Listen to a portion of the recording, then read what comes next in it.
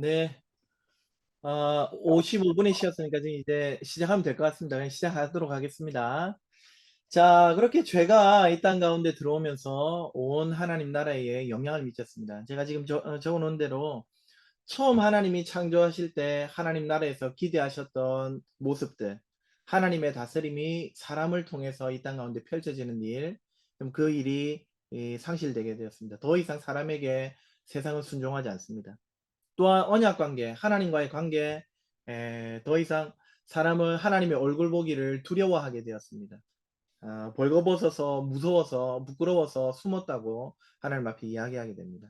당연히 그 결과 우리에게 안식은 사라지고 고난과 슬픔과 아픔과 죽음이 우리 위에 드리어지게 된 것입니다.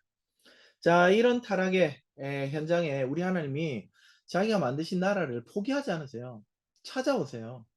찾아오셔가지고 즉각적으로 이 나라를 회복해 나가시는 구속의 역사를 시작하십니다. 이 구속의 역사를 무엇으로 시작하시느냐, 행해 나가시느냐 하면은 이 구속 역사의 아주 중요한 수단이 무엇이냐, 바로 언약입니다. 여러분, 하나님의 나라가 훼손되는 이 모든 일이 어디서부터 벌어진 겁니까? 하나님과 사람 사이의 관계가 삐걱거리고 잘못되면서부터 이 관계가 옆으로 헤어져 나간 거 아닙니까? 맞죠? 따라서 하나님과 사람과의 관계가 회복이 된다면은 여러분 이 관계 회복으로부터 온 피조물이 하나님의 나라 전체가 회복되는 일이 가능하다는 것입니다. 그래서 하나님은요, 하나님과 사람의 관계가 다시 친밀하게 되도록 하나님과의 친밀한 관계, 다른 말로 뭐라 그랬죠? 언약 관계라고 그랬잖아요. 성경에 언약이라는 말이 나오면 그냥 하나님과 친밀한 관계, 끈끈한 관계, 이 말로 대입해서 읽으셔도 거의 문제가 없습니다. 하나님과의 친밀한 관계, 언약 관계를 회복한다면은 하나님의 나라를 회복하고 하나님이 이 나라를 통해 하시고자 하셨던 하나님의 통치를 펼치시고 영광을 받으시는 이 모든 일들이 회복될 것입니다. 따라서 하나님은 언약을 사용하십니다. 그래서 맨 처음 아담에게 이 언약을 베푸십니다. 그 아담 언약의 내용의 핵심은 무엇이죠? 한 후손을 보내주겠다는 거예요. 물론 이 언약 안에는 벌도 있었습니다. 여성이 출산할 때는 진짜 생사를 넘나드는 그런 고통 가운데 출산해야 될 것을 말씀하셨고요. 남자도 땀 흘려 일을 해야지 먹고 살 수 있다고 이야기하셨습니다. 그런데 여러분, 궁극적으로 하나님은 이 심판의 말씀 약속 속에서도 사실은 구원의 서광을 비추고 계셨습니다. 여러분, 여성이 출산할 때 비록 고통이 있겠지만 출산 자체를 닫으신 건 아니었습니다. 출산을 닫지 않으셨다는 말은 처음 창조하실 때 기대하셨던 모습 무엇이죠? 생육하고 번성하여 땅에 충만하는 일, 문화 명령을 수행하는 일, 하나님의 나라를 일구는 일을 여전히 기대하고 계시다는 뜻이 됩니다. 또 범죄한 아담과 그 가족들이었지만 당장에 벌을 내리고 먹을 것도 없이 굶어 죽게 만드시는 게 아니라 비록 수고하더라도 애를 쓰면 먹을 것이 있게 하시잖아요. 하나님께서 그 생명을 보존하시잖아요. 그러니까 하나님의 심판, 하나님의 징벌 안에도 하나님의 자비가 녹아 있었습니다. 무엇보다도 여러분 한 후손을 약속하시잖아요. 여자의 후손으로 출산을 닫지 않으신 하나님이 여자의 후손으로 오는 그 한 사람을 통해 단수입니다. 그 씨를 통해서 자기 나라를 훼손한 그 장본인 뱀의 머리, 리워야단의 머리, 사탄 마귀의 머리를 박살을 낸 다음에 하나님의 나라를 회복하시겠다고 아담에게 약속해 주셨습니다. 여러분, 이 약속을 그 성경의 이야기는 다른 게 아니라 이 약속이 오나 이후의 이야기가 다 그겁니다. 하나님께서 이 약속하신 이 한 사람을 어떻게 보내시는 거지? 가만히 살펴보니까 다 죽는 가운데서도 노아를 남기고요. 노아의 후손 가운데 다 그 또 바벨탑 짓고 자기 마음대로 살아가는 가운데 하나님이 그 시야를 좁히셔가지고 아브라함과 그 이스라엘 민족을 선택하시고요. 그 이스라엘 민족 안에서도 하나님은 유다에게 너는 사자다. 너에게 통치권이 있다. 통치권? 하나님 나라? 여러분 힌트를 주시더니 그 안에 출중한 다윗 왕 이야기가 나중에 등장하고요. 나중에는 결국 다윗의 후손 예수 그리스도의 세계라 하면서 신약의 이야기가 시작이 되더랍니다. 하나님은 한 후손을 통해 세상을 회복하실 이야기를 처음에 약속하셨습니다. 뿐만 아니라 하나님은 이 언약을 또 누구에게 주십니까? 특별히 아브라함에게 주십니다. 하나님은요, 이전까지 이 아브라함 전에는 노아의 언약도 있거든요. 이 노아에게 주신 언약은 사실은 처음 아담에게 하신 말씀하고 똑같습니다. 생육하고 번성하여 땅에 충만하라. 그러니까 하나님은 두 번째 세상, 홍수로 다 쓸어버리신 다음에 첫 번째 세상과 아주 비슷한 상황에서 노아야, 네가 이제 새로운 아담이니까 너부터 생육하고 번성하고 땅에 충만해가지고 내 나라를 잘 일궈봐. 첫 번째 그 문화명령의 사역을 그대로 노아에게 이양을 시키셨던 거예요. 근데 그 하나님이 지금 상대하고 있는 온 인류 계속해서 타락 일변도로 갑니다. 하나님은 마음을 달리 먹으십니다. 계획을 수정하십니다. 물론 여러분 우리가 하나님의 예정을 알기 때문에 창세전에 이미 하나님의 거룩하시고 선한 뜻은 정해져 있다는 것을 알고 있지만 내러티브 서사로 본다면은 하나님은 지금 계획을 수정하신 것 같아요. 그래서 아브라함이라고 하는 특정한 가문, 그를 통해 앞으로 형성될 이스라엘 민족을 통해서 하나님은 지금 한 후손을 보내는 계획을 하려고 하십니다. 그러려면 먼저 한 민족을 형성해야 되니까 아브라함에게 약속을 주시는 거예요. 그 세 가지 약속이 무엇입니까? 첫 번째는 내가 후손을 줄게. 하늘의 별같이 땅의 모래같이 많아지게 할게. 둘째는 가나안 땅 내가 약속할게. 땅을 줄게. 거기서 내 나라를 일궈. 그리고 마지막으로 너는 복을 얻을 거야. 여러분 국가의 3요소가 뭡니까? 국민, 영토, 주권 아닙니까?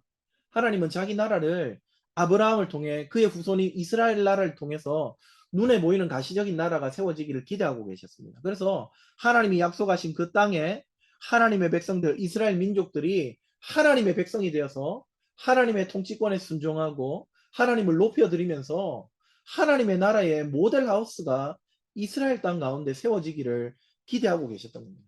근데 여기서 중요한 거는요, 바로 이 복입니다.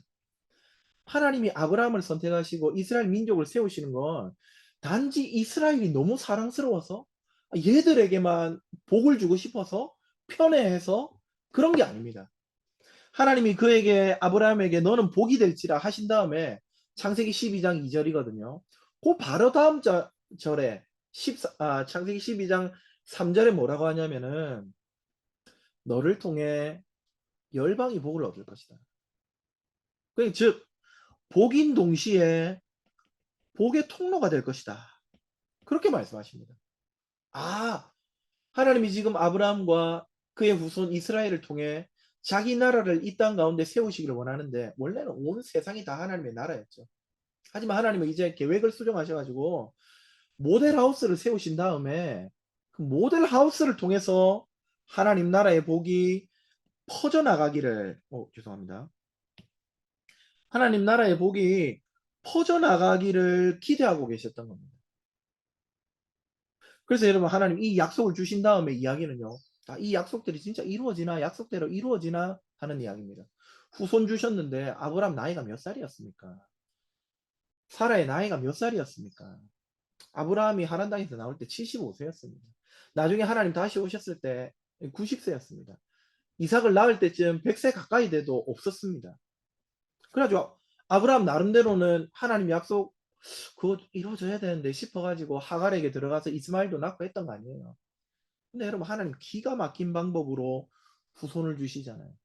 그 아들 이삭도 아내 리브가가 불임 여성이었잖아요. 사라도 마찬가지였지만 아이를 낳을 수 없는데 후손을 낳을 수 없는데 낳게 하시잖아요. 하나님이 지금 후손을 주고 계시다는 걸 보여줘요. 약속한 대로 하나님은 이루고 계셔. 약속은 하나님의 나라를 회복하는 수단인데 그 약속에 하나님이 신실하게 일하고 계시다는 걸 가르쳐 주고 있는 겁니다. 요셉 이야기가 등장하는데 왜 요셉 이야기 우리 보면서 그래 하나님이 형통하게 하시지. 고난 가운데도 하나님 바라보면은 우리에게 힘 주시고 피할 길을 주시겠지. 물론 여러분 그런 메시지가 없는 건 아니에요. 근데 여러분 이 언약의 관점에서 봐야 됩니다. 하나님 나라 관점에서 봐요. 하나님은요 지금 자기 나라 회복하시려고 아브라함 부르셨고 이삭이 태어났고 야곱에게 장자권이 어째저째 지나갔잖아요. 근데 그 아들 요셉 이야기가 왜 나오느냐? 하나님 나라 이야기입니다. 하나님이 후손 주시겠다고 했는데 만약에 하나님이 요셉을 안 세우셨다고 생각해 보세요. 그가 애굽의 총리가 안 되었다고 생각해 보세요. 70명 가족들 기근이 7년 진행되는 동안에 다 아사했을 겁니다. 근데 하나님은 당신들은 나를 헤아려야 했지만 하나님은 나를 먼저 애굽 땅에 보내셔가지고 그들을 애굽으로 인도하신 겁니다. 애굽이라고 하는 우상 아래서 기근의 비를 피할 수 있도록 하나님이 은혜를 베푸신 거예요. 그리고는 그 우상 아래 고센 땅에서 430년을 지나고 출애굽기를 딱 열었을 때 어떻게 됩니까? 큰 민족이 되어 있잖아요. 전쟁에 나가는 장정만 60만 명이 되는, 이 학자들, 보수적인 학자는 200만 명까지도 봅니다. 예. 그렇게 큰 민족이 이루어질 수 있도록 요셉이 없었으면 말도 안 되는 거죠. 그러니까 요셉 이야기조차도 요셉 개인의 어떤 신앙, 또 그의 성공 스토리, 그것도 뭐 어느 정도는 있겠지만은 궁극적으로는 하나님이 지금 언약하신 대로 후손을 이루어 가시는 이야기 중에 그 이야기가 등장한다는. 땅 하나님이 약속하셨습니다. 어떻게 하십니까? 주시죠. 40년 유리방황합니다. 이후에 여호수아가 섭니다. 여호수아를 통해서 이스라엘 땅 앞에 들어가려고 합니다. 여러분, 그 맨 첫 전투, 여리고 전투 어떻습니까? 여호수아와 그 백성들이 한 일이 있습니까? 약속하신 그 땅을 정복하기 위해서 그들이 한 일이 뭐예요? 아침에 한 바퀴씩 6일 동안 돌다가 마지막 날에는 7바퀴 돌고 소리 지르고 나팔 불고, 그게 해서 뭘 한 겁니까? 이 전쟁에 기여한 바가 뭐예요? 아무것도 없죠. 그런데 오직 하나님의 은혜로 이들은 땅을 부여받게 됩니다. 그리고 요수아 이야기는 땅을 정복하는 것뿐만 아니라 분배하는 이야기가 절반을 넘게 차지합니다. 왜 그렇겠습니까? 하나님이 약속하신 대로 주신 다음에 너희 손에 쥐어 주셨다는 걸 가르쳐 주려고 하는 거예요. 그러니까 하나님은 지금 언약을 지켜가시면서 하나님 나라를 회복하는 일을 열심히 수행하고 계셨던 것이죠. 그러면 하나님이 이렇게 약속에 신실하게 일하신다면 아브라함과 그의 후손들은 어떻게 해야 됩니까? 여기 제가 필기에 나와 있는 대로, 예, 하나님이 주신 그 땅에서 큰 민족을 이루었다면, 하나님의 백성이 되었다면 이제 복의 통로로 살아야 됩니다. 특별히 여러분, 아브라함에게 주신 이 복의 통로, 조금 이야기를 앞서 거슬러 올라가지고요. 모세에게도 하나님이 약속을 주시거든요. 언약을 주시거든요. 그들을 출애굽시키신 다음에 시내산에서 언약을 맺으시는데 무슨 말씀을 하시느냐, 이렇게 말씀하십니다. 너희는 내 소유야. 여러분, 이 소유라는 말은 세굴라, 히브리 말로 세굴라인데요. 보석이라는 뜻입니다. 이게 폐물입니다. 아까 말씀드린 티파니 1캐럿짜리 반지입니다. 뭐 몇천만 원 하는 것 같더라고요. 너무너무 소중한 소유물. 너희들은 나한테 그런 존재들이야. 그런 내 백성이야. 그런 내 형상들이야. 하시더니 너희가 제사장 나라가 되어라. 제사장 나라가 뭡니까, 여러분? 제사장이 뭐 하는 사람이에요? 죄인과 하나님 사이에 서가지고 중보하는 사람, 둘을 화해시키는 사람이잖아요. 하나님은 죄인 보고 성질내야 되는데 제사장이 중간에서 누구를 때리는 거 아닙니까? 화목해 하는 사람입니다. 화해의 직분자입니다. 제사장이. 근데 이스라엘 나라가 제사장 나라가 되랍니다. 뭡니까? 악하고 교만하고 하나님 모르고, 예? 하나님 나라, 온 세상을 창조하신 하나님을 무시하고 우상 섬기고 음란하게 행하는 이방 나라들. 그럼 이스라엘 나라가 하나님께로 인도해야 된다 이 말입니다. 즉 위에서 말한 복의 통로의 사명을 제사장 나라라고 다르게 표현해 가지고 이스라엘 백성들에게 사명을 주셨던 거예요. 그럼 이 제사장 나라의 사명을 어떻게 감당하느냐? 아, 그건 거룩한 백성이 될 때 가능해. 거룩한 백성. 여러분, 여기 거룩이라는 말, 거룩이 뭡니까? 천천히 걷는 겁니까? 목소리를 좀 까는 겁니까? 제 성경책 여러분 보이세요? 난리 났죠? 해지고 막, 예, 난리가 났습니다. 이거 보면서 우리 성도님들이 우리 목사님 역시 경건하다 이렇게 말씀하시는 분이 간혹 있습니다. 우리 연로하신 분들이 많아가지고. 여러분, 이런 외형이 경건입니까? 아니죠. 거룩은요, 1차적으로 분리된다는 뜻입니다. 구별된다는 뜻입니다. 세상하고 구별된다는 뜻입니다. 세상은 하나님 안 섬기죠. 하지만 하나님 외에 다른 신을 두지 않고 섬기는 것. 여러분, 이게 거룩한 겁니다. 세상은 우상을 만들죠. 그래가지고 이것이 우리를 인도하여낸 여호와다. 신이라고. 그래, 이스라엘 백성들이, 여러분, 시내산 나라에서 금송아지 만든 게, 이 사람들은 그냥 자기 습관대로 한 겁니다. 원래 그 사람들은 신을 섬길 때는 그렇게 북치고 장구치고 형상을 만들어가지고 섬겼기 때문에 자기들을 인도하여 낸 여호와라는 신이 너무너무 고맙고 좋기 때문에, 또 지금 모세가 안 내려오니까 좀 불안하기도 하고 신을 좀 보고 마음의 안정을 얻고 싶기 때문에 금송아지 만든 거예요. 근데 세상 사람 다 그렇게 해도 그렇게 하지 말라는 게 그게 이계명 아닙니까? 계명을 따라서 그렇게 살면 세상하고 구별되는 겁니다. 그게 거룩한 백성입니다. 세상 나라는요, 자기 마음에 들면은, 그럼 그때 당시에 여성의 지위라는 게 얼마나 하찮았겠습니까? 미국이라는 나라조차도 여성이 참정권을 갖는데 가진 지 불과 200여 년밖에 안 됐습니다. 그때 당시에 여성들은 그냥 소유물이고 재산입니다. 물건입니다. 그러니까 마음에 들면 취하는 거죠. 내 아내가 있어도. 근데 하나님 거룩한 백성은 어떻게 하는 겁니까? 구별되는 겁니다. 다른 겁니다. 세상 사람 다 그렇게 해도 우리는 가늠하지 말라. 하나님 말씀하십니다. 그래서 거룩한 백성은요, 곧 계명을 따라 사는 거예요. 계명. 하나님 말씀을 따라 사는 거예요. 하나님 말씀 따라 세상 사람과 구별된 삶을 살아갈 때에 우리가 제사장 나라의 사명을 감당할 수가 있는 것입니다. 예, 하나님 이 약속을 주시면서 너희를 통해서 열방을 내가 부르고 너희를 제사장 나라 삼아서 열방에게 복이 흘러 들어가게 할 거니까 너희가 거기서 하나님의 나라를 잘 일구어야 돼. 말씀을 하신 겁니다. 그리고 여러분 나중에 가서는요, 다윗에게 말씀하십니다. 다윗에게 뭐라고 하십니까? 이 왕위가 견고하게 하겠다. 왕위라는 게 뭡니까? 국가잖아요. 통치권이잖아요. 주권이잖아요. 하나님의 나라 연결되죠. 영원한 하나님의 나라가 이 다윗 때에 설 것이라고 하나님이 약속을 해주셨습니다. 여러분 사실 그 전까지 이스라엘 백성에게 하나님이 제사장 나라의 사명을 주시고 그들에게 땅을 주시고 이제 정착시키잖아요. 그러면 이 사람들 이제 들어간 그곳에서 하나님의 나라를 일구는 사명만 남아 있습니다. 근데 여러분 사사기를 한번 열어보세요. 어떻게 됩니까? 이 사람들 진짜 하나님 나라답게 살아갑니까?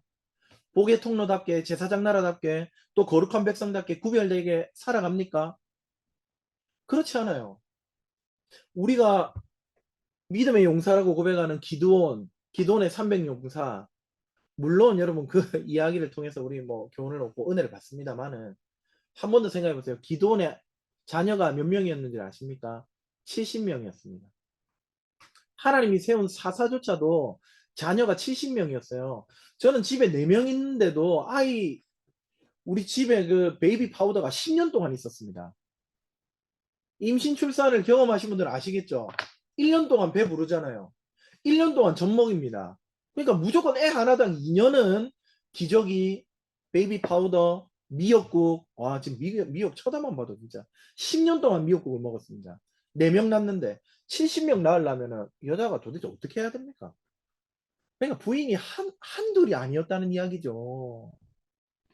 사사조차도 그런 형편이었습니다. 나중에 레위인은 첩이 있었고요. 그 첩이 강간당했고요. 거기에 성질이 나가지고 그 첩의 시체를 토막내가지고 온 지파들에게 보내가지고 지파 간 전쟁을 유발시키잖아요. 사사기는 완전 미친 시대였습니다. 아니, 구별되어야 할 거룩한 백성이 되어야 할 이스라엘 백성들, 그런 삶을 통해서 열방을 하나님께로 인도해야 할 제사장 나라. 그럼 이 이스라엘에게 하나님의 나라가 달려 있는 거였어요. 이 이스라엘에게 온 민족의 운명이 걸려 있는 거였다니까요. 하나님은 그런 식으로 일하고 싶으셨어요. 원심력과 구심력이죠. 먼저 구심력을 단단하게 이들이 먼저 복을 받고 하나님의 백성이 되고 거룩한 백성으로 탁 살아가면은 그 다음부터 원심력이 작용하는 겁니다. 그런 그들을 통해 열방이 주님께로 돌아오는, 그렇게 하나님의 나라가 회복되기를 기대하시면서 약속을 주시고 역사를 이뤄 오셨는데 사사기 때 가보니까 엉망입니다. 근데 그 이유를 뭐라고 합니까? 그때에 왕이 없으므로. 왕이 없기 때문에 이 모양 이 꼴이 된 거다 이렇게. 왕이 없다는 말은 통치권이 없다는 말이죠. 주권이 없다는 말입니다. 하나님의 통치, 하나님의 주권이 그곳에 임하지 않고 있다는 겁니다. 왜 왕이 없습니까? 하나님이 임금이시지. 여러분, 왕의 제일된 목적은 백성을 보호하고 백성을 위해 전쟁하는 겁니다. 예. 왕은 그런 이미지입니다. 우리는 왕정을 살아보지 않았기 때문에 이 왕의 주권, 사실 민주주의 국가에서 뭐 주권은 국민에게서 나온다. 그래서 우리는 오늘날 우리 뭐 대통령도 욕할 수 있지만은 불과 200년 전 프랑스 시민혁명이 있기 전까지 여러분 다 왕정이잖아요. 국가라고 하면 곧 왕입니다. 짐이 국가다. 그 누굽니까? 루이 뭐 몇 세가 있잖아요. 임금이 국가예요. 나라는 임금한테 달려있단 말입니다. 근데 그때 왕이 없었대요. 제대로 된 왕이 없었대요. 왜 왕이 없어요? 하나님 계시는데. 하나님 무시하고 하나님의 나라, 하나님의 통치가 임하는 왕국으로서 정체성을 분명히 하지 않으니까 그 사단이 난 겁니다. 그래서 왕이 없었기 때문에 그러면 좋다. 내가 왕을 세워줄게. 눈에 보이는 왕을 통해서 그를 통해 내 나라가 이스라엘 나라가 하나님의 나라로 세워지고 그 이스라엘 나라를 통해 열방을 하나님의 나라로 인도하는 그런 일들을 내가 이루어갈게. 그래가지고 하나님이 다윗을 세우신 거 아닙니까? 그런데 그는 하나님 마음에 합한 자였습니다. 그래서 그에게 약속하시기를 내가 너의 왕위를 견고하게 하겠다. 너의 나라가 영원히 이어지게 하겠다. 약속을 해주셨던 것이죠. 근데 뭐 안타깝게도 이런 약속을 받았음에도 불구하고 이 다윗 왕조는 어떻게 됩니까? 결국 쇠퇴하게 됩니다. 범죄하게 됩니다. 불과 여러분 다윗 때 그렇게 부국강병했는데 솔로몬 다음 때에 가가지고 나라가 무너지기 시작합니다. 솔로몬 어떻게 합니까? 구별되어야 되는 거룩한 백성답게 서지를 못합니다. 백성이 리더십답게 백성을 하나님께 순종하고 하나님 나라를 만드는데 실패합니다. 왜? 이방 여인들과 무분별하게 결혼하면서 정략적으로 결혼하면서 이방의 신들을 다시 데리고 와요. 그러니까 세상 나라가 하는 일을 자기들도 똑같이 해버립니다. 결국 이스라엘 나라는요. BC 천년경에 다윗 왕이 서거든요. 근데 불과 300년도 지나기 전에 BC 722년에 북이스라엘 나라는 무너집니다. 그리고 그거보다 조금 더 가가지고 BC 586년경에 남유다까지 무너지게 됩니다. 하나님은 이 이스라엘 나라를 통해 열방을 구원하시고 하나님 나라를 회복하실 계획을 세우셨지만 그래서 하나님은 언약을 주시고 신실하게 일해 오셨지만 그 약속 받아놓고 그 약속에 신실하지 않고 약속 무시하고 하나님을 떠나서 살던 이 이스라엘 나라 때문에 이 나라가 무너지면서 하나님 나라 전체가 위기를 맞이하게 되는 겁니다. 여기까지 표면적으로 보면은요, 야, 그러면 이스라엘 나라가 이렇게 되면 도대체 하나님 나라는 어떻게 되는 거야? 우리가 생각할 수가 있죠. 그 이야기는 조금 이따 가도록 하겠습니다. 이렇게 여러분 하나님은요, 언약을 통해서 구속을 이루어 가시고요. 특별히 모세와 다윗쯤 와가지고는요, 하나님은 하나님의 나라 구속을 이루시는 데 있어서 성전이라고 하는 주제를 사용하십니다. 성전은 무엇입니까? 성전은 하나님의 집입니다. 하나님이 계신 곳입니다. 지금 하나님의 나라가 이 모양 이 꼴이 된 건 하나님과의 관계가 틀어진 거죠. 하나님과의 언약 관계가 찢어진 겁니다. 하나님이 더 이상 우리와 함께 하시지 않는 겁니다. 그래서 여러분 이 관계가 회복된다는 말은 다시 말하면 하나님이 우리와 함께 하시는 겁니다. 하나님이 우리와 함께 하신다. 여러분 많이 들어보셨죠? 네 글자로 줄이면 뭡니까? 대답하지 마세요. 제가 알아서 하겠습니다. 16초 기다릴 재간이 없습니다. 제가 알아서 합니다. 하나님이 우리와 함께 하신다. 임마누엘이잖아요. 임마누엘. 예. 하나님 나라 회복은 임마누엘의 역사입니다. 하나님 나라가 회복됐다. 이 말은 죄인인 우리들을 멀리하지 않으시고 하나님이 다시 찾아오셨다. 이 말이 되는 겁니다. 그래서 여러분 하나님이 이 무수한 언약의 역사들을 진행해 내려오실 때 무수한 임마누엘의 이야기를 들려주십니다. 예를 들면 여러분 베델 어떻습니까? 베델 하나님의 집입니다. 하나님의 집이면 하나님이 거기 살고 계시는 거잖아요. 하나님의 집이 어디에 있습니까? 저 하늘에 있었습니까? 아니죠. 야곱이 돌베개 베고 잤던 베델, 루스라는 그 지역을 베델이라고 합니다. 하나님 멀리 안 계셨어요. 가까이 오셔서 우리와 함께 하실 것을 말씀을 하셨습니다. 뿐만 아니라 여러분, 모세 때 와가지고는 하나님이 성막을 주시잖아요. 성막을 주시고 그 중심인 지성소에, 그 지성소의 중심 가운데 뭐가 있습니까? 언약궤가 있습니다. 언약궤의 뚜껑을 속죄소라고 합니다. 속죄소에는 두 그룹이 천사로 이렇게 다 가리고 있는, 거기 바로 하나님의 보좌입니다. 하나님이 계신 곳입니다. 즉 하나님은 언약궤를 주시고 지성소를 주시고 성막을 주시면서 하나님이 출애굽하는 이스라엘 백성들 가운데 계시다는 사실을 눈으로 볼 수 있도록 가르쳐 주셨던 거죠. 그러니까 하나님이 우리와 함께 하시네. 그곳에 하나님의 나라가 이루어지고 있었던 거예요. 출애굽 백성들은요, 여러분, 그 수백만의 인구가 이동하면서요, 하나님이 함께 하신 것을 언제나 볼 수 있었습니다. 왜냐하면 이 사람들이 텐트를 칠 때 어떻게 치냐면요, 가운데 이렇게 성막이 있잖아요. 그러면 세 지파씩 이렇게 동서남북으로 딱 텐트를 칩니다. 텐트를 치는데 가운데는 불구름 기둥이 쫙 이렇게 올라가고 있고요. 오와 열을 딱 맞춰서 이렇게 텐트를 딱 치는 거예요. 그러면은요, 아침에 딱 눈을 뜨고 나왔을 때 텐트 휘장을 걷고 고개만 옆으로 딱 내면은요, 저기 중간에 뭐가 보이겠습니까? 성막이 보입니다. 불구름 기둥이 보입니다. 하나님이 우리와 함께 하시는구나. 우리는 하나님이 다스리시는 하나님의 나라구나 하는 것을 성막을 통해서 보여주시는 겁니다. 궁극적으로 하나님은 이 성막이 발전된 뭡니까? 성전을 통해서 자기 백성과 함께 하십니다. 성막은 텐트죠. 임시적입니다. 이동합니다. 성전은 어떻습니까? 돌로 짓습니다. 움직이지 않습니다. 영원히 우리와 함께 하실 하나님을 보여주는 겁니다. 그러니까 성전이 있는 곳이 바로 하나님의 나라인 거예요.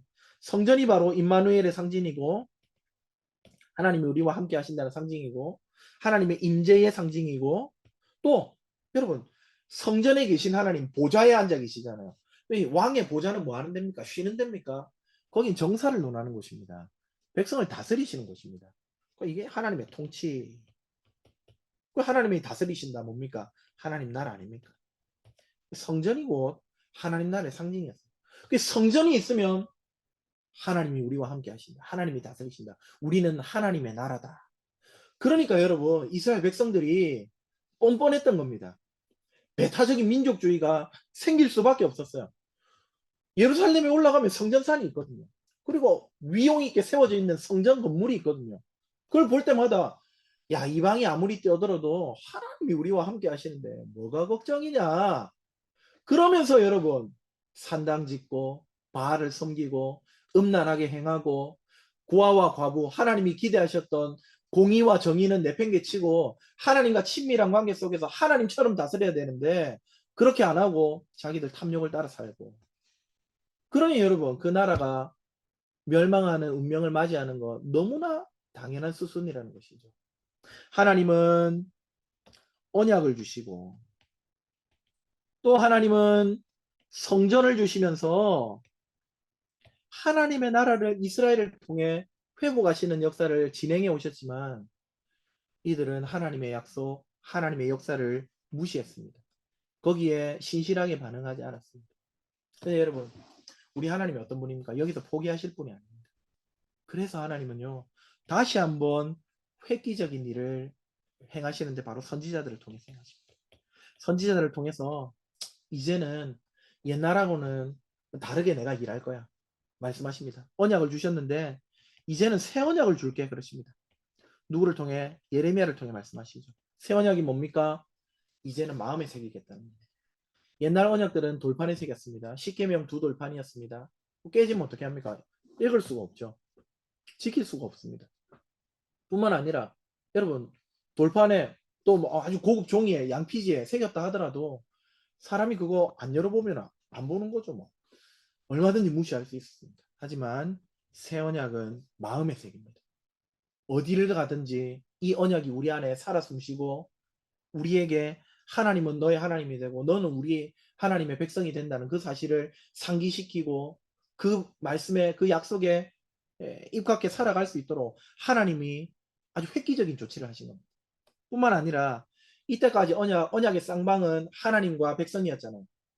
물론 하나님은 이때까지 성실하게 일해 오셨지만 반대로 이 언약이 계속 파기가 되는 건 이 언약을 받았던 상대인 이스라엘 백성들이 하나님과의 약속을 무시하고 하나님 외에 다른 신 섬기고 음란하게 살고 권위를 존중하지 않고 남의 것 탐내고 계명을 무시하는 삶을 살았잖아요. 그러니까 야 이거 너한테 맡겨놔서는 안 되겠다. 내가 책임져야 되겠다. 내가 알아서 해야 되겠다. 그래서 하나님은 뭘 약속하십니까? 에스겔을 통해서 성령을 약속하십니다. 성령. 내가 내 영을 그들에게 부어주겠다.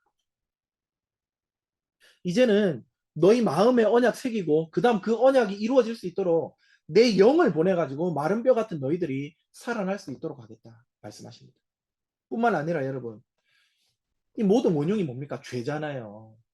죄악 때문에 우리가 하나님을 배반하고 하나님 말씀 멀리하고 하나님은 언약에 신실하시지만 이스라엘 백성들 계속 그 약속 안 지키고 하나님 나라를 자꾸 무너지게 만드는 거잖아요.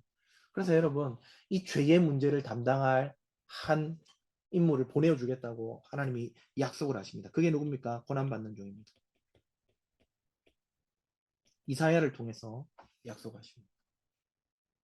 그리고 그 고난받는 종은 스가랴가 그는 순이다, 새싹이다. 예, 이제 이전 풀들 시들고 마른 풀들 다 사라지고 파릇파릇한 생명력으로 다시 이 하나님의 나라를 일굴 한 사람을 새싹이라고 스가랴가 표현을 했습니다. 그리고 그는 겸손한 왕이라고 이야기했습니다. 나귀, 그 중에서도 나귀 새끼를 탄다.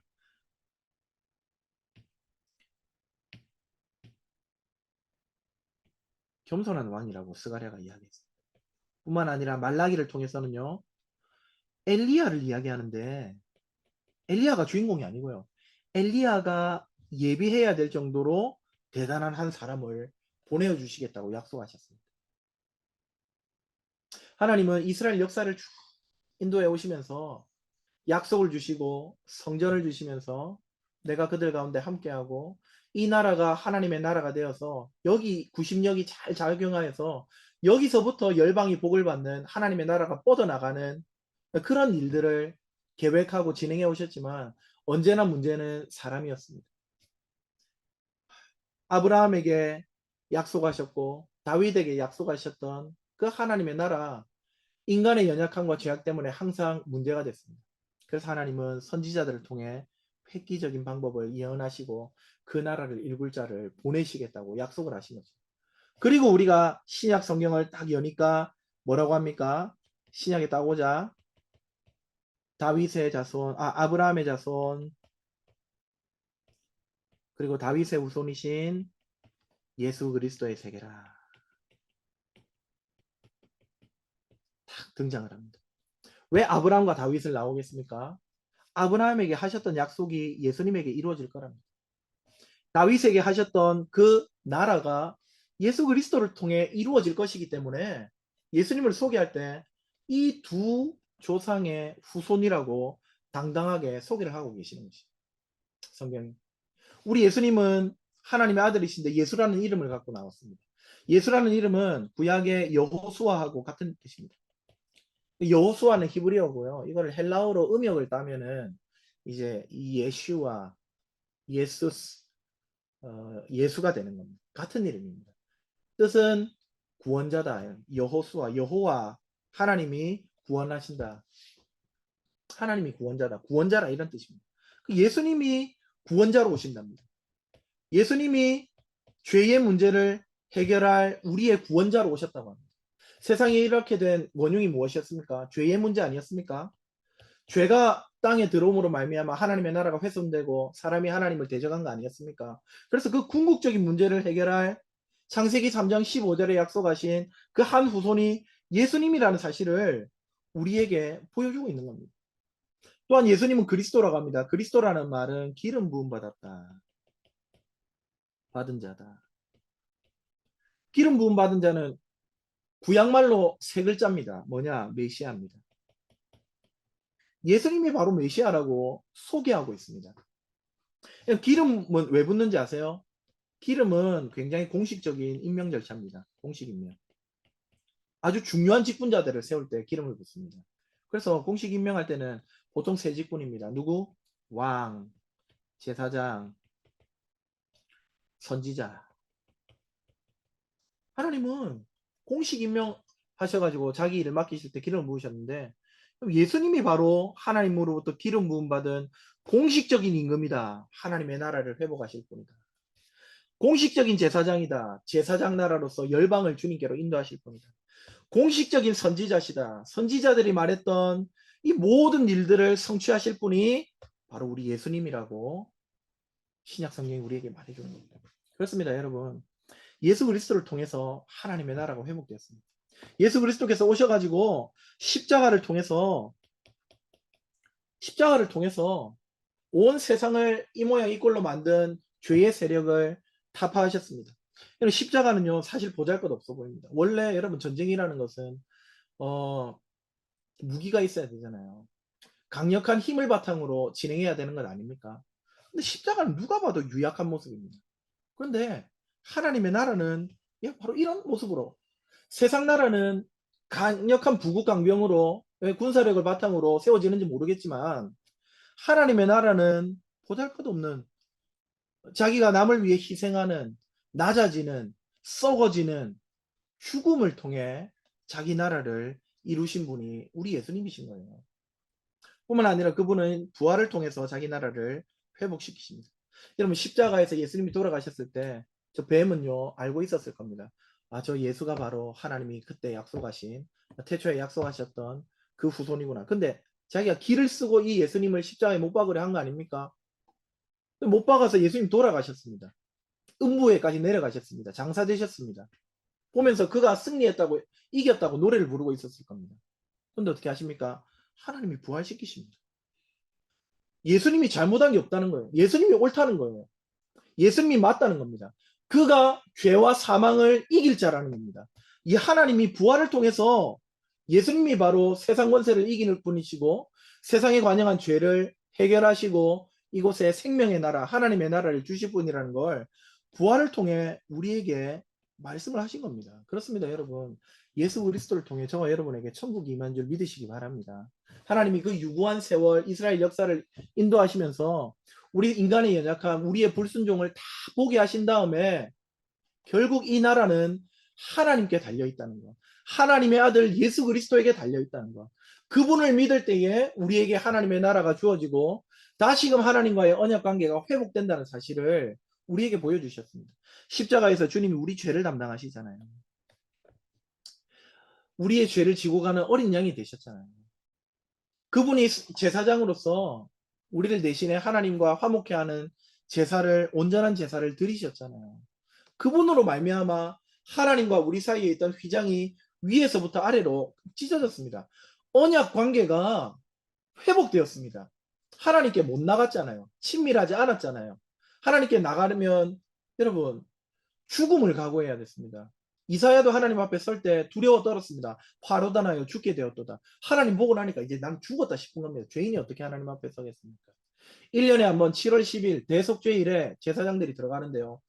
죽는 줄 알고 벌벌 떨면서 들어갔습니다. 그래서 먼저 자기를 정결하게 하고 그 다음에 모든 절차를 하나하나 꼼꼼하게 지키면서 제사를 드리는데 소의 뭡니까 수송아지의 피와 염소의 피를 들고 지성소 안에 들어가서 언약궤 뚜껑 위에다가 속죄소 위에 뿌리는데 그럼 잘못 뿌리면 어떻게 됩니까? 죽잖아요.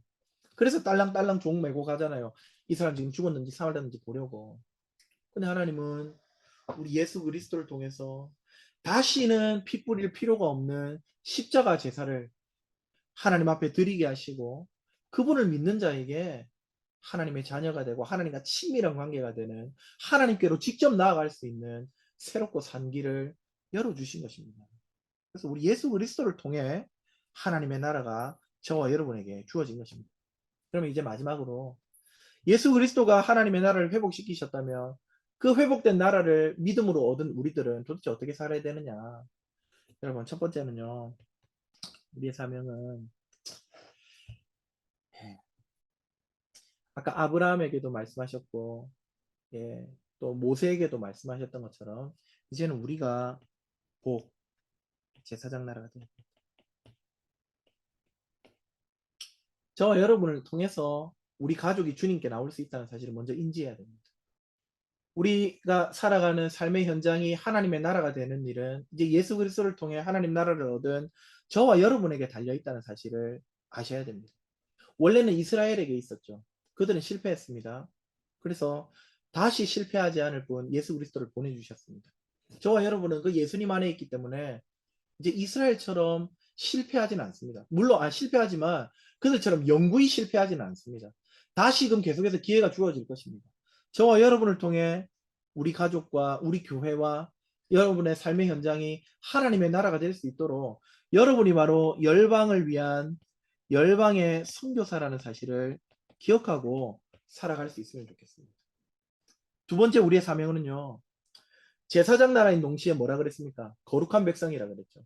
이 원심력이 작용하려면 구심력이 먼저 서야 된다 그랬죠. 우리 하나님 나라 백성답게 구별된 삶을 살아야 됩니다. 뭐가 구별된 삶이냐? 이거는 말씀 따라 사는 삶입니다. 계명을 지키는 삶입니다. 특별히 십계명이죠. 하나님 사랑, 서로 사랑. 우리 하나님 나라 확장한다고 해서 전도 생각하는 전도 당연히 중요합니다. 근데 여러분 요즘 시대에 뭐 예수님 믿으라고 한다고 믿습니까? 원래부터 하나님 나라가 확장되는 원리는 하나님 사랑하고 서로 사랑하는 모습, 세상하고 뭔가 저 사람 모르겠지만 저 사람 뭐 말하는 뭐 용어가 다른 것도 아니고 아닌데 풍기는 아우라가 다른 겁니다. 하나님 말씀대로 하나님 사랑하고 서로 사랑하는 모습이 좀 향기처럼 퍼져나가고 그렇게 스며들 때에 그들이 하나님께로 돌아오는 제사장날의 사명을 감당할 수 있는 겁니다. 베드로전서에 보시면은 너희에게 소망의 이유를 묻는 자들에게 대답할 것을 준비하라 이런 말씀이 있거든요. 우리가 가진 소망, 예수 그리스도 소망을 가지고 이 땅에서 하나님의 통치를 받으며 하나님 나라의 가치를 실현하면서 사랑과 정의와 공평과 이러한 가치들을 추구하면서 살아간다면은 입으로 예수님 믿으세요, 예수 천상 불신지요 하지 않더라도 우리로부터 풍겨 나오는 그 아우라에 세상 나라가 압도당하게 된다는 말씀입니다. 그리고 이유를 물어올 것이라는 것이죠. 물론 더딜 수 있겠죠. 근데 오늘날 뭐 폭발적으로 성장하고 교회가 사람이 늘어야지만 그게 하나님 나라가 확장되는 겁니까? 꼭 그런 건 아니잖아요. 그러니까 우리 삶 가운데서 하나님의 나라가 확장될 수 있도록 구별된 삶을 살아야겠다. 그러나 동시에 여러분 전도도 중요합니다. 왜? 예수 그리스도를 통해서 하나님 나라가 주어지기 때문에. 그래서 예수님을 믿을 때에 당신 죄의 문제가 해결이 되고 하나님과 친밀한 관계가 회복이 되고 하나님이 당신과 함께 하시고 당신을 다스리시는 진정한 복의 나라가 당신 안에 있다고 전도하는 일도 필요합니다. 근데 여러분 생각해 보시면은 사실 전도라는 게 쉽지는 않습니다. 근데 성경의 신약 성경에 보면은요, 이 전도에 미련한 것 그랬죠. 이 전도에 미련한 것이라는 말이 헬라어로 보면 케리그마인데요. 이 케리그마라는 말은 선포라는 뜻입니다. 설교라는 뜻입니다. 그래서 여러분 전도하려면 여러분이 스스로 예수님이 어떤 분이시고 하나님 나라 이야기가 어떤 이야기고 물론 이런 것들을 알고 설명해 줄 수 있는 것도 좋지만은 결국은 여러분 선포의 자리, 설교의 자리로 그를 인도하는 것이 제일 효과적인 일입니다. 제 은사께서는 설교단을 뭐라고 표현하시냐면은 거기는 분만실이다. 영적 분만실이다. 왜? 거기서 예수 그리스도를 선포할 때에 믿지 않는 자가 예수님을 믿고 죄를 회개하고 하나님의 자녀로 하나님의 백성으로 하나님 나라 사람으로 다시 태어나기 때문에 거듭 나기 때문에 새롭게 출생하기 때문에 두 번째 출생하기 때문에 설교단은 분만실이다 그랬습니다. 그러니까 여러분 예수 그리스도 전하고 복음 전하시려면 여러분 교회로 인도해야 됩니다. 여러분 교회로 인도해서 우리 임승민 목사님이 선포하는 그 복음의 말씀을 듣고 회개하고 돌이키도록 여러분들이 옆에서 조력해야 됩니다. 마지막으로 제가 말씀드리고 싶은 것은요. 결혼과 출산입니다. 여러분 그 외에도 수많은 하나님 나라 백성으로서 삶이 있겠지만 저는 결혼과 출산을 말씀드려요. 첫 번째 훼손되기 전에 하나님 나라를 만드셨을 때 하나님이 문화명령 주셨죠. 문화명령을 통해서 하나님 나라를 세워나가도록 하셨죠. 이 문화명령 안에 뭐가 있습니까? 생육하고 번성하고 땅에 충만하고 결혼과 출산이 있습니다. 출산은 결혼 없이는 안 되는 거니까 결혼과 출산이 있었습니다. 근데 문제가 생기고 예수님이 다시 갱신하시잖아요. 다시 갱신하면서 주신 명령이 지상명령입니다. 마태복음 28장입니다. 지상이라는 건 땅 위가 아니고 지극히 높은 명령. 그래서 영어로는 The Great Commission입니다. The Great. 정관사죠. 최고라는 겁니다. 제일 중요한 명령. 그 지상명령 뭡니까? 제자 삼으라. 제자 삼으라는 말이 결국 이거 거듭나게 하라는 말이고 제자 삼기 위해서 뭘 해야 됩니까? 제자 삼으라는 말은 동사고요. 거기에 세 가지가 나옵니다. 가서 세례 주고 분부한 모든 것 가르쳐 지키게 하고 가르침, 설교입니다. 그러니까 여러분 설교와 세례와 전도가 있는 이거 예배 자리거든요. 예배를 통해서 제자 삼으라는 이야기를 하십니다. 그 이거는 우리가 앞서 말한 전도, 에? 전도를 통해서 하면 됩니다. 근데 이 명령이요, 이리 오면서 앞에 명령이 폐기된 게 아닙니다. 앞에 명령이 갱신되었습니다. 오히려 자기의 욕망을 따라서 성적인 생활을 유지하고 결혼 생활을 유지하는 사람들이 이제 하나님 나라의 복을 받고 나서는 이 문화명령을 더 제대로 수행할 수가 있게 되는 겁니다. 그래서 저와 여러분은요, 그리스도인들은 결혼과 출산에 마음을 써야 됩니다. 제가 아이를 많이 낳은 거 보고 많은 분들이 야 애국자다 이렇게 말씀하시더라고요. 맞습니다. 저는 하나님 나라에 애국하기 위해서 아이를 많이 낳았습니다. 물론 저희 아내가 고생을 하기는 했지만은 하나님은 지상 명령을 통해 영적인 분만뿐만 아니라 문화 명령을 통해 육신적인 분만을 통해서도 하나님의 나라가 확장되기를 기대하고 계십니다. 여러분 오늘날 출산율이 0.78명이라는데요. 이거는 전쟁 중에도 나올 수 없는 숫자라고 합니다. 저희 아버지가 베이비 부머 세대거든요. 51년생이십니다. 한창 동남중 아니었습니까? 그때도 아이들은 태어났어요. 시리아 내전이 2년째 진행 중인데 시리아의 출산율은 가임 여성의 출산율은 2.0입니다. 2명입니다. 우리보다 거의 3배입니다. 3배 가깝습니다. 그 인구학자들이 있을 수 없는 숫자가 우리나라에 있답니다. 근데 이게 대한민국의 위기일 뿐만 아니라 여러분 교회의 위기입니다. 여러분들은 수도권에 계셔서 느끼지 못하실지 모르지만은 저는 부산 그 안에서도요 가장 열악한 동네인 영도라고 하는 동네에 저는 살고 있습니다. 2022년도 영도 구 전체에 등록된 출생신고가 10건입니다. 그러니까 이 도시는 죽었습니다. 문제가 뭐냐면 교회도 같이 죽고 있습니다. 교회 아이들이 없습니다. 교회 젊은 부부들 없습니다. 아예 안 낳습니다. 결혼하지 않습니다. 여러분 물론 비혼주의 그런 생각이 있으신 분들 존중받아야 되죠. 존중받아야 하지만 세상이 많이 말하는 건 세상 나라의 소리라고 하는 건 우리가 한번 좀 다시 생각해 볼 필요가 있습니다. 세상에서 많이 들리는 이야기는 이거는 세상 나라 이야기인가 의심해 볼 필요가 있다는 겁니다. 비혼주의, 아름다운 솔로, 물론 그런 은사를 받은 분들도 계시겠지만은 하나님의 나라는 지상명령, 전도뿐만 아니라 문화명령을 통해서도 결혼과 출산을 통해서도 이루어지기 때문에 여전히 우리는 이 일에 마음을 쏟고 그리고 낳아놓는다고 끝이 아니죠.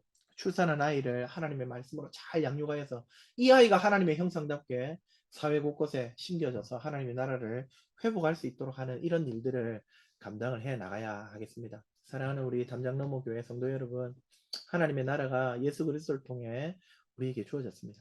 이제 우리에게 그 바통을 주시면서 완성되는 그날, 주님 다시 오시는 그날까지 우리에게 주어진 사명 무엇입니까? 제사장 나라의 사명, 복의 통로의 사명을 감당하면서 우리를 통해서 우리가 있는 곳에 하나님의 나라가 이루어지기를 하나님은 지금 기대하고 계십니다. 이스라엘은 실패했지만 우리는 실패하지 않습니다. 물론 작은 실패는 있겠지만 궁극적으로는 합력하여 선을 이루기시게 하실 성령님이 오셨고 그리스도가 계시기 때문입니다. 우리 주 예수 그리스도를 의지하여서 여러분의 삶 가운데 하나님의 나라, 하나님의 통치를 누리실 뿐만 아니라 그 나라는 의와 평강과 희락의 나라라고 했죠. 마음껏 누리실 뿐만 아니라 여러분을 통해서 그 하나님의 나라가 여러분 교회와 여러분의 가정과 여러분의 직장 가운데 뻗어나갈 수 있도록 귀한 역할을 감당하는 우리 성도님들 되시기를 주님의 이름으로 축복합니다. 저의 강의는 여기까지 하도록 하겠습니다. 감사합니다.